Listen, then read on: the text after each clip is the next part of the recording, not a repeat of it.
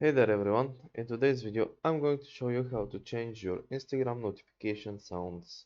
It's a very quick and simple thing to do, but most people don't know about it. So if you want to change your Instagram notification sounds, you don't go about it in Instagram actually.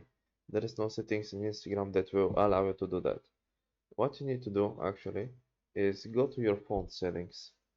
So open up your phone settings and head over to notifications right here. So open them up and you should have with your notifications a list of all your apps under here. That says if you're using an Android phone, of course. So what you want to do is find Instagram and open it up. So the first thing, of course, you want to have checked is notifications to be allowed. And from here, you can edit which notifications you want to have sound on. Usually the only sound you get from Instagram is for messages. So like here. So I'm just going to select on Instagram direct and I can see allow notifications, gentle notifications like here.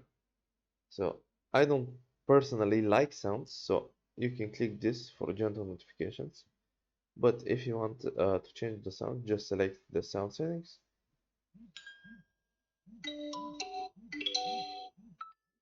and you can change them like that. You see? Pretty simple. Well, I hope this helped you. If it did, leave a like and subscribe and see you next time.